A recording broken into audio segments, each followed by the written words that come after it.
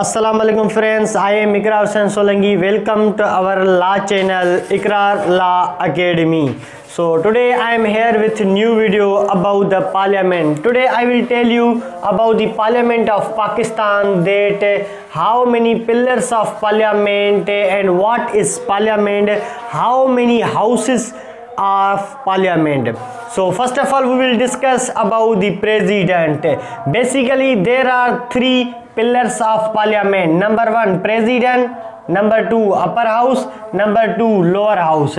तो सबसे पहले हम बात करेंगे प्रेसिडेंट के बारे में.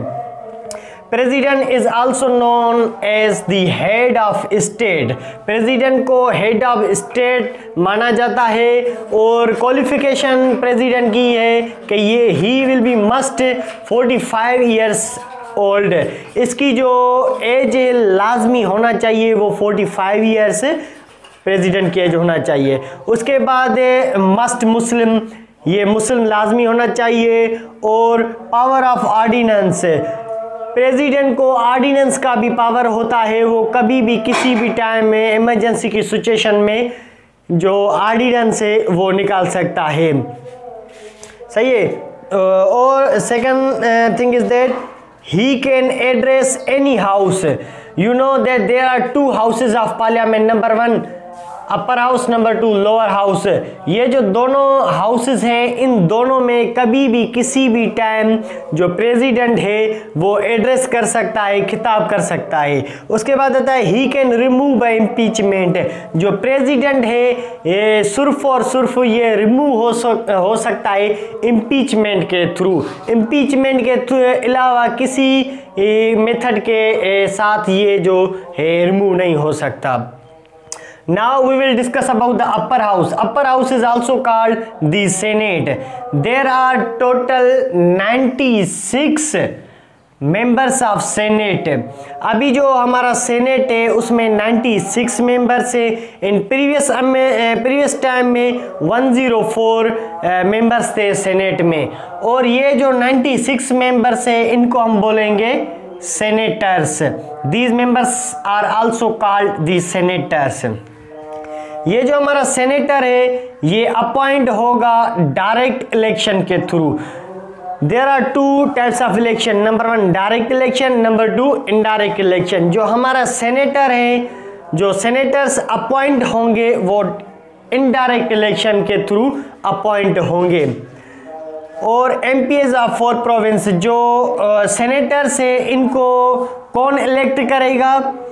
जो 4 प्रोविंस के एमपीएज हैं ये इनको वोट करेंगे और इलेक्ट करेंगे. किसको? सेनेटर्स को.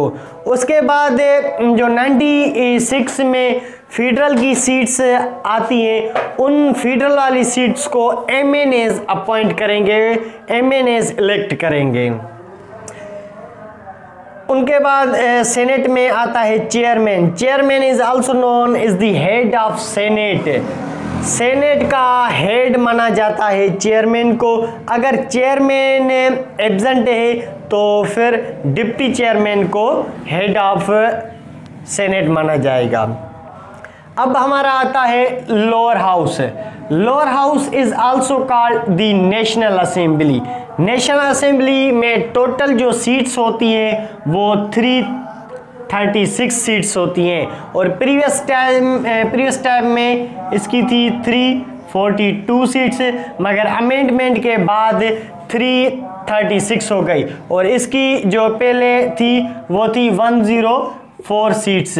फिर अमेंडमेंट के बाद 96 हैं अभी करंटली. हम किसकी पार्लियामेंट की बात कर रहे हैं? पार्लियामेंट ऑफ द पाकिस्तान की बात कर रहे हैं.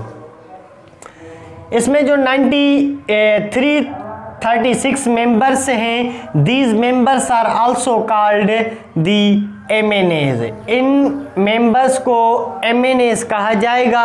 और ये जो हमारे एमएनएज हैं ये डायरेक्ट इलेक्शन के थ्रू अपॉइंट होते हैं. यहाँ डायरेक्ट इलेक्शन के थ्रू एमएनएज अपॉइंट होंगे और जो हमारे सेनेटर्स हैं ये हमारे इनडायरेक्ट इलेक्शन के थ्रू अपॉइंट होंगे. उसके बाद आता है speaker. Speaker is also called the head of national assembly. यहाँ चेयरमैन जो था हेड ऑफ सेनेट था तो नेशनल असेंबली में आएंगे तो जो हमारा स्पीकर है this is also called the head of national assembly. मगर जब भी स्पीकर एब्सेंट होगा, एब्सेंट की सिचुएशन में ये जो हमारा डिप्टी स्पीकर है ये जो है हेड ऑफ नेशनल असेंबली होगा। तो ये था हमारा आज का टॉपिक। हम सबसे पहले हमने आज प्रेसिडेंट के बारे में जो बात की, उसके बाद upper house, lower house, they are basically 3 pillars of the parliament.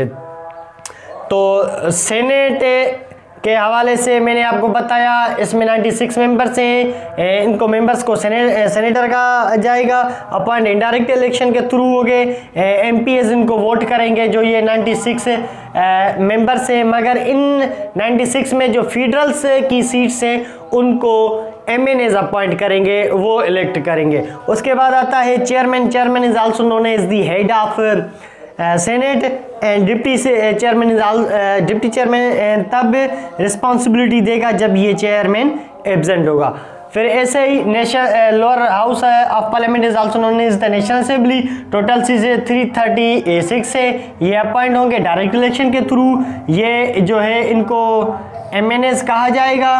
और स्पीकर जो है हेड ऑफ नेशनल असेंबली है। स्पीकर अगर स्पीकर की गैर मौजूदगी में डिप्टी स्पीकर जो है हेड ऑफ जो है नेशनल असेंबली होगा। So friends, that was my topic. If anybody have any question so you can ask me in comments. इंशाल्लाह I will reply your all questions in the comments. Thanks.